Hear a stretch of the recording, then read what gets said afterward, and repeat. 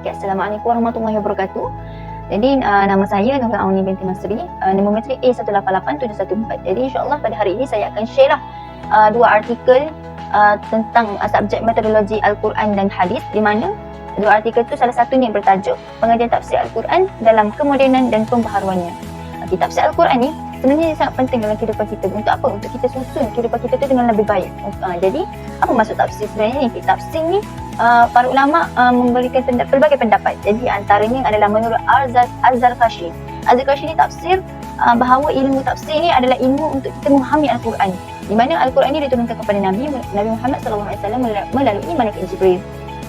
Serta tafsir ni juga menjelaskanlah maknanya dan mengeluarkan hukum, hakam dan pelbagai pengajar. Para ulama telah mengkategorikan tafsir Al-Quran ni dengan dua bahagian. Yang pertama tafsir bil ma'sur dan yang kedua tafsir bil ra'yi. Okey, apa maksud tafsir bil ma'sur? Tafsir bil ma'sur ni di mana para pentafsir menggunakan kaedah tafsir bil ma'sur dengan ambil rujukan daripada yang sahih, daripada Al-Quran, daripada hadis Nabi, daripada para sahabat, daripada para tabi'in.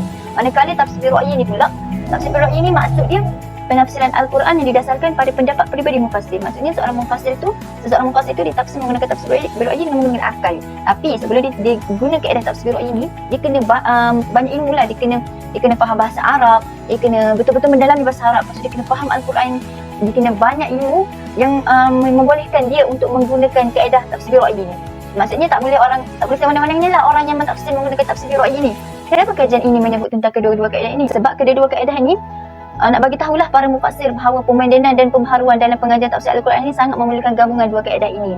Jadi andai kata ketika zaman kan berubah-ubah, jadi ketika mana satu zaman tu, zaman moden, ada masalah baru, jadi para pentafsir ni perlu ijtihad dan menggunakan dua kaedah ini dan juga menyesuaikan jawapan tu dengan ilmu moden ketika itu. Okay, selain itu para mufassir perlu memastikan kegiatan pemodenan dan pembaharuan yang dilakukan dalam pengajian tafsir ketika itu perlulah seiring dengan kehendak Allah, bukan terpesong daripada kehendak Allah. Jadi para ulama ni menggariskan dua perkara utamalah bagi memenuhi syarat yang perlu ada dalam seseorang yang nak tafsir Al-Quran ni. Jadi yang pertama, sifat kerohanian yang berkaitan dengan niat keikhlasan. Jadi nak tafsir Al-Quran ni tak boleh ada niat peribadi. Maksudnya tak boleh ada kepentingan peribadi macam aku nak tafsir Al-Quran sebab aku nak famous. Tak boleh. Dia kena ada niat ikhlas. Jadi yang kedua, memiliki ilmu alat yang tertentu bagi memahami isi kandungan Al-Quran. Jadi untuk tafsir Al-Quran ni perlukan ilmu secukupnya. Jadi antara ilmunya adalah memahami bahasa Arab yang betul, usuluddin, memahami fiqh, hadis dan banyak lagi lah.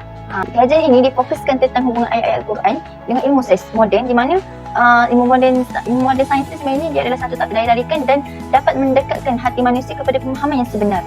Antara contoh pemodenan di dalam tafsir ni, kewujudan mayat Fir'aun yang memusuhi Nabi Musa alaihissalam. Dalam firman Allah Subhanahu Wa Taala dalam surah Yunus ayat 92 yang bermaksud, maka pada hari ini kami selamatkan jasadmu agar engkau dapat menjadi pelajaran bagi orang-orang yang datang setelahmu. Tetapi kebanyakan manusia tidak mengindahkan tanda-tanda kekuasaan kami. Jadi ayat ini nak tunjukkan bahawa Allah kekalkan mayat Fir'aun ni sampai sekarang adalah untuk memberi pengajaran kepada manusia akan datang. Masa kita nak beri pengajaran sebagaimana kisah yang kita biasa dengar tentang Fir'aun ketika zaman Nabi Musa alaihissalam. Jadi bagi pemodenan dan pentafsiran pada ketika itu, Dr. Maurice Busali ini telah mengkaji dan menjalankan rawatanlah kepada mayat tersebut dengan menggunakan ilmu sains, di mana Dr. Maurice Busali ini adalah orang yang pakar dalam sains lah. Dia mengkaji dan dia mendapati bahawa Fir'aun ini mati lemas kerana ada sisa-sisa garam dalam badannya. Jadi menunjukkan dengan menggunakan ilmu sains, orang-orang yang masih was-was dengan ayat Al-Quran Allah tu, na'udzubillah, dia akan memahami Al-Quran tu dengan lebih tepatlah disebabkan ilmu sains tadi. Jadi di situlah menunjukkan bahawa ilmu sains ni lebih mendekatkan, boleh memahamkan yang dengan lebih dekat lah manusia ni.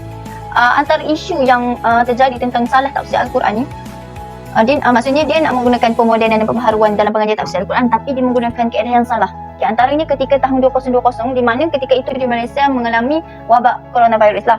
Jadi dalam surah Al-Ahzab ayat 33 ada perkataan depan tu ada perkataan corona. Jadi manusia ni, masyarakat ketika itu dia mentafsirkan perkataan corona tu dengan wabak coronavirus. Di mana dia kata Al-Quran ni dah bagi hint bahawa corona akan datang. Tapi sebenarnya pentafsir tu sangat salah.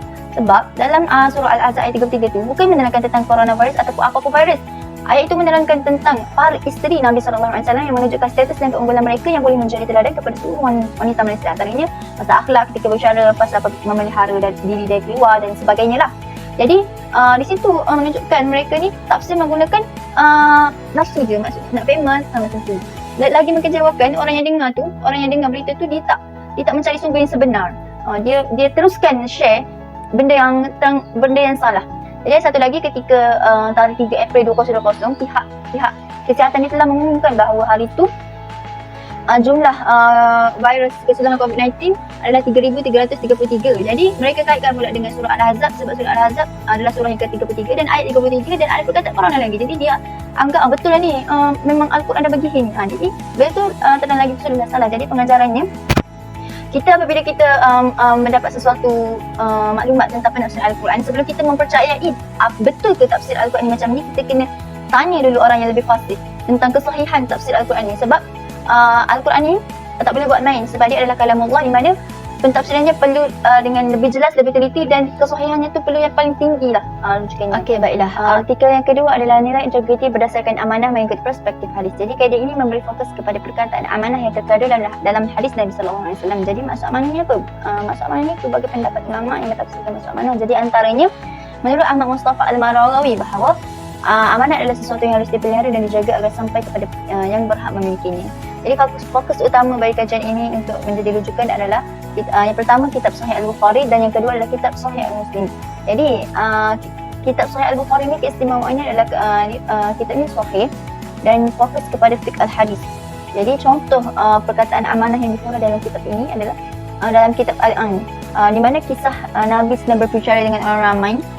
Ketika itu ada seorang Arab Badawi bertanyakan kepada Nabi tentang bilakah saat hari kiamat berlaku. Jadi Nabi senyap. Lepas tu, lepas Nabi dah berbicara, habis perbualan Nabi dengan orang ramai tadi, Nabi tanya, siapa yang tanya pasal hari kiamat tadi? Jadi Arab Badawi tu cakap lah, saya. Lepas tu Nabi tu cakap lah, hari kiamat akan berlaku ketika amanah ni dipikul oleh orang-orang yang mengkhianati, maksudnya orang yang tidak memegang amanah. Jadi masa tu, ketika itu bersedialah untuk berlaku hari kiamat. Jadi ulama menjelaskan bahawa ketika mana satu zaman tu amanah ataupun tanggungjawab tu dipikul oleh orang yang tidak memegang amanah dengan baik dan mengkhianati, maka bersedialah dengan kiamat itu, kiamat nak dekat. Okey, kitab yang kedua adalah kitab Sahih Muslim, di mana kelebihannya adalah sahih, dan kitab ni kitab kedua tertinggi selepas kitab Imam Bukhari, dan tiada pengulangan hadis, serta beliau tidak meriwayatkan daripada perawi yang dusta. Jadi contoh dalam kitab Sahih Muslim ni adalah dalam kitab Al-Imarah. Hadis ini mengisahkan tentang Abu Dhar yang meminta jawatan daripada baginda sallallahu alaihi wasallam, sedangkan dia seorang yang lemah dalam pentadbiran pentadbiran. Jadi di sini menunjukkan bahawa betapa besarnya amanah kepimpinan dan pengurusan yang perlu dipikul. Bahkan orang yang memikul bukanlah dari golongan sembarangan, namun mestilah dalam kalangan yang bertanggungjawab dan berkelayakan dengan amanah tersebut.